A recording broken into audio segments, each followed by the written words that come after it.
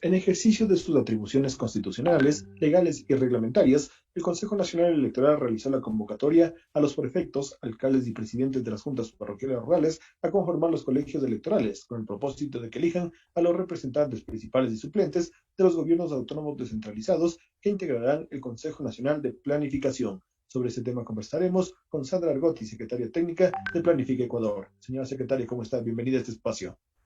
Qué gusto saludarle, Javier. Buenos días. Gracias por la invitación. Señora secretaria, ¿cuál es la finalidad de este Consejo Nacional de Planificación y de los colegios electorales? El Consejo Nacional de Planificación realmente es quien nos apoya a nosotros en tomar decisiones en el caso del Plan Nacional de Desarrollo, precisamente, de las metas, de los cambios de metas que nosotros necesitemos trabajarlos, de decisiones que se deben tomar respecto a justamente cómo nosotros estamos apoyando para que se maneje el país en la parte de planificación. Necesitamos de estos cuerpos colegiados, son manejados desde los alcaldes. Ustedes saben que la mayoría de ellos son electos nuevos, digamos, no se religieron. Nosotros tendríamos que volver a elegir un Consejo Nacional de Planificación, quienes con todo ese consejo me ayuda a tomar decisiones y nos ayuda al gobierno en la parte del plan nacional, en su plan de ordenamiento territorial y otras acciones que nosotros manejamos en el Plan Nacional de Desarrollo. ¿Cómo será el proceso de acreditación justamente de los gobiernos autónomos descentralizados y la instalación de estos colegios electorales? Primero, el Consejo Nacional Electoral ya definió y ya hizo el llamado. El 1 y 2 tendrán ellos las votaciones. Se eligen entre los alcaldes, prefectos, quienes están. Entonces, la elección de estos, igual tenemos ciudadanos que participan dentro de este espacio y parte también del Ejecutivo. Así que esto tendríamos ya, una vez que se definan el primero y dos las elecciones, ahí tendremos ya pues el Consejo establecido y nosotros tenemos que reunirnos en su primera instancia para tomar decisiones que tenemos pendientes ahí dentro del plan nacional, de cómo estamos evaluando las metas, cómo se está trabajando en el territorio y otras más acciones que se deben manejar. Señora secretaria, vamos a conversar un poco también de lo que todo, lo que engloba Planifica Ecuador para que la ciudadanía lo conozca. Ustedes están a cargo también de este Plan Nacional de Desarrollo, ya nos decía, ¿no es cierto? ¿Cómo se Así. está planificando ese plan de desarrollo para el siguiente año, para el 2021? Obviamente con miras también de un cambio de gobierno y que se ha cumplido durante este 2020 teniendo una pandemia encima. Bueno, ha sido complicado y eso es lo que nos está pasando.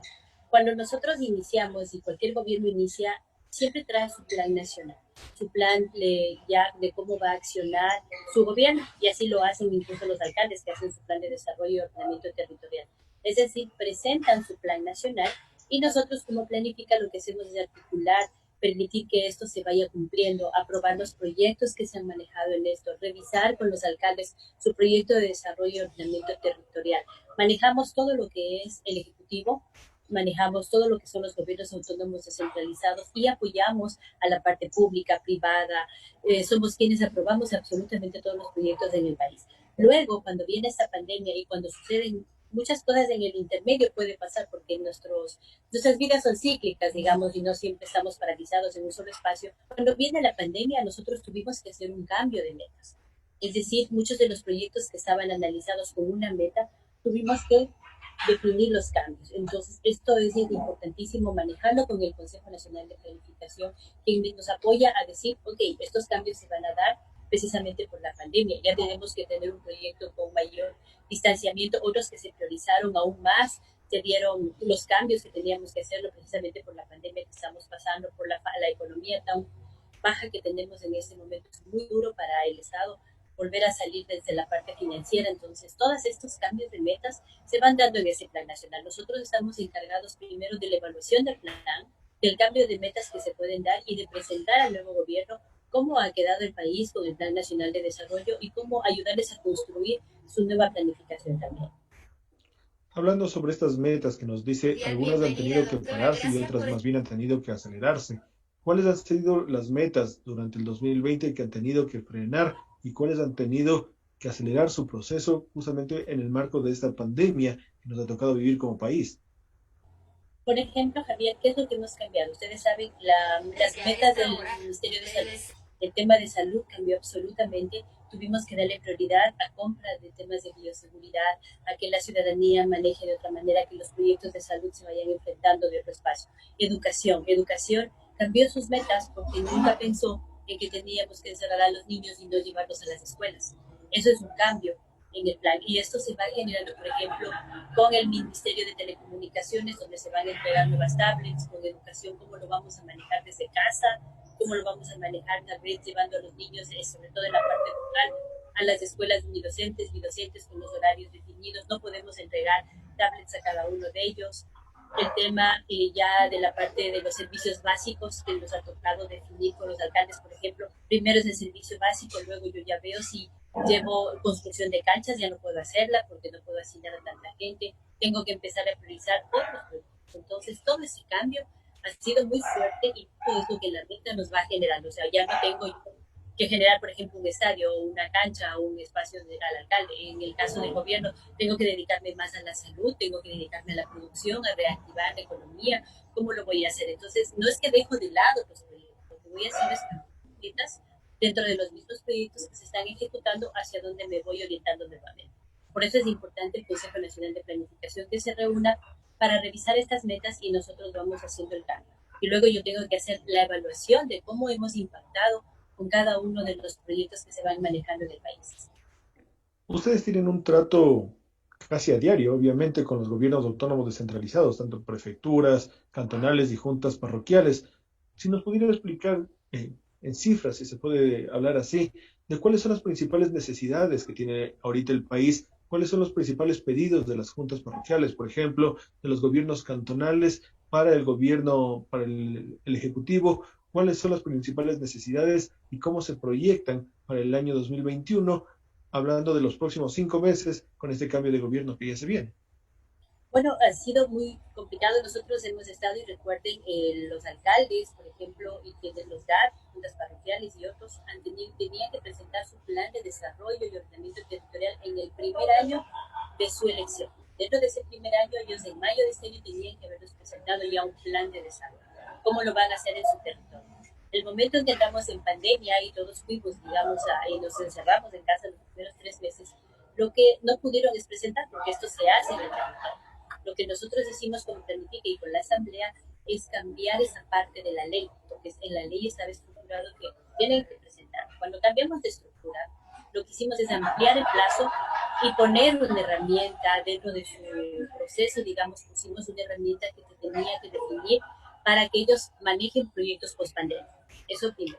Y las necesidades son muy fuertes del territorio de servicios básicos, de la parte de agua, la estructura como tal de cómo ellos van a manejar nuevamente su transporte público, los mercados, los productos cómo van a llegar, la reactivación cómo van a ser en su parte ya de territorios. Eso es todos los días lo que nosotros tenemos que ir orientando a los gobiernos autónomos, porque la gestión de este momento no tiene muchos recursos, pero sí una gerencial. Entonces ellos tienen asimismo la autonomía, como tienen un recurso del Estado, que eso lo estaremos en estos días revisando también para ellos, pero también tienen la gestión, la autogestión, donde ellos pueden tener otros lugares o otras, digamos, organizaciones que pueden traer los recursos para los desarrollos del territorio.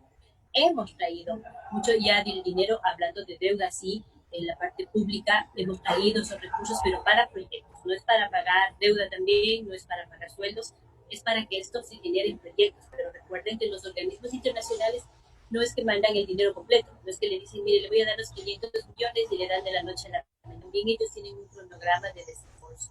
Conforme usted vaya ejecutando, ellos también te van desembolsando recursos. Entonces, esto es una construcción que sí se dará hasta el próximo gobierno, pero la idea es encaminar, abrir un camino para que incluso el próximo gobierno que venga tenga la estructura clara de cómo se va a desarrollar mejor el país.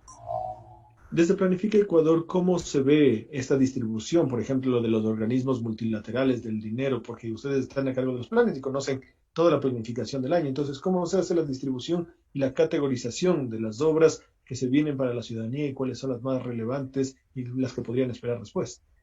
Claro, ¿qué es lo que nosotros hacemos? Por eso es que por Planifica los ministerios lo que hacen es revisar sus proyectos. Lo que ellos hacen es presentarnos a nosotros y el proyecto tiene que tener un estudio de impacto. ¿Cómo van a impactar en el territorio? Según eso nosotros vamos viendo el recurso. No podemos desperdiciar el recurso si tenemos proyectos no bien estructurados donde no esté incluida el impacto que van a tener en la ciudadanía, porque eso es lo que nos interesa a nosotros, saber si esa construcción de carreteras, puentes, los servicios que tenemos que dar como el agua y otros más, van a llegar realmente a quienes deben hacerlo. Entonces, ese cambio nosotros revisamos. Lo revisamos en conjunto incluso con el Ministerio de Finanzas, de acuerdo al recurso que ellos tienen, nosotros también definimos y revisamos que ese proyecto tenga todo ese espacio, ese estudio de impacto.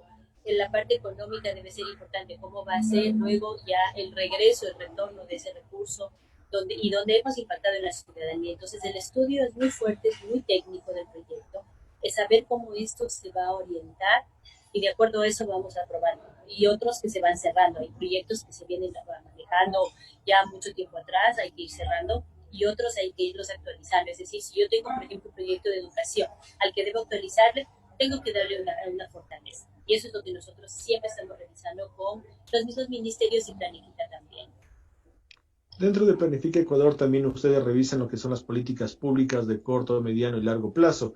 En este corto plazo, ¿qué se tiene visualizado? ¿Cuáles serían las políticas públicas que se podrían tomar con cara más que nada al primer trimestre? Por ejemplo, hablemos del año 2021 y con eso también de lo que ya se conoce como la llegada de las primeras dosis de vacunas contra el COVID-19. ¿Cómo pueden generar ustedes esta planificación de políticas a corto plazo? A corto plazo, nosotros revisamos qué políticas se van dando. Ya hay muchas de esas ya existen como políticas públicas. Lo que tenemos que hacer es revisar, actualizar, que vaya justamente a la época actual. Es decir, digamos que yo generé una política pública en el 2017 iniciando, pero yo ahora tengo una realidad distinta en el mundo y en el país mismo. Tengo que cambiar esa política o reestructurarla hacia donde estoy yendo.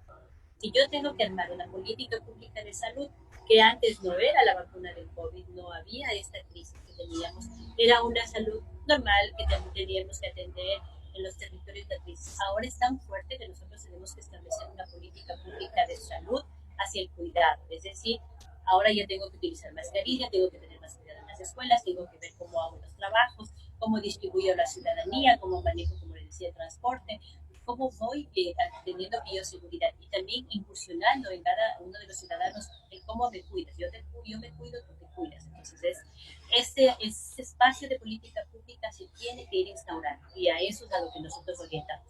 Revisamos las políticas públicas anteriores versus la realidad que está en este momento. Todo es cíclico, todo va cambiando, pero mucho más ahora que es un boom de mucha fortaleza. Recuerden lo del Shanghái también, esa ceniza fue complicada para los territorios. Entonces, política pública en salud, política pública en riesgos y la política pública en agricultura. Entonces, tenemos que ir orientando hacia las situaciones que se van presentando y esta siempre se va construyendo. Ahora hablando sobre estas políticas públicas de mediano y largo plazo, ¿hacia dónde está proyectando el Ecuador en el mediano y largo plazo, en lo redundante y sobre todo en el cumplimiento de los objetivos de desarrollo sostenible? Cuando nosotros revisamos los objetivos de desarrollo sostenible, que son 17 realmente, pero siempre hay que verlo con la mesura y la realidad del país. No es que vamos a cumplir los 17 objetivos de desarrollo sostenible. Hicimos una evaluación con Naciones Unidas precisamente de pandemia y cuánta pérdida en el país se dio por la pandemia en esos meses, que fueron más de 6.000 millones de dólares. Entonces, imagínense, cuando hacemos esta evaluación sabemos que a dónde vamos a impactar y donde más necesitamos nosotros es en reducción de la pobreza, a pesar de que han tenido crisis muy fuertes en los territorios, pero es una reorganización. Ir cumpliendo la parte de ser un saneamiento adecuado, tener la salud de las personas, que eso es lo más importante ahora. Entonces tenemos que ir cumpliendo 3, 4 objetivos de desarrollo sostenible. Y de ahí la política que se lanza al 2030. Mire que nosotros ya hicimos una política al 2030.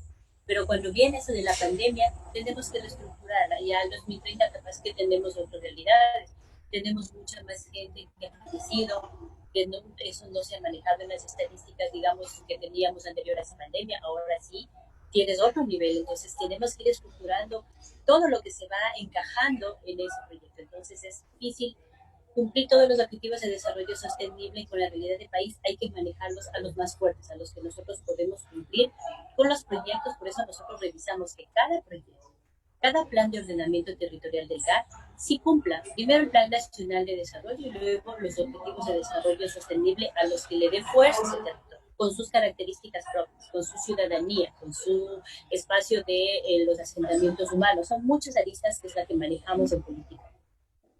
Señora secretaria, para finalizar, usted nos hablaba de este régimen de transición que se viene ya el próximo año, ¿no?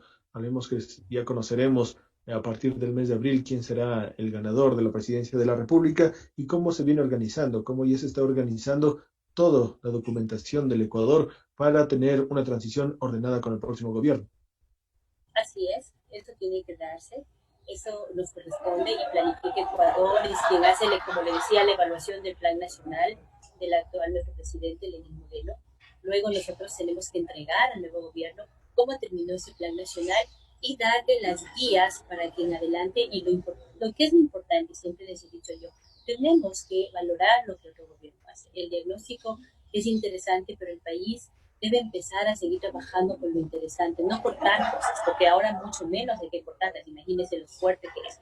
Y tenemos que más bien continuar y reforzarlas, fortalecerlas. Y así nosotros iremos dejando con la evaluación del Plan Nacional y también las necesidades. Por eso el Consejo Nacional de Planificación, el momento en que nos reunamos, vamos a cambiar las metas orientadas a lo que viene y dejarle al gobierno que viene un camino tranquilo, donde ellos puedan estructurarse, donde conozcan la realidad como queda el país y cómo van a fortalecer lo que vienen adelante. Entonces, eso es importante, hacer ese espacio de investigación y de cómo ellos van a tomar un país ahora. 8 de la mañana con 25 minutos. Queremos agradecer por esta entrevista a Sandra Argotti, secretaria técnica de Planifica Ecuador. Señora secretaria, muchísimas gracias. A usted también, muchas gracias. Un abrazo. Un buen día. 8 de la mañana con 25 minutos. Somos Voces de la Acción, la esencia de la información.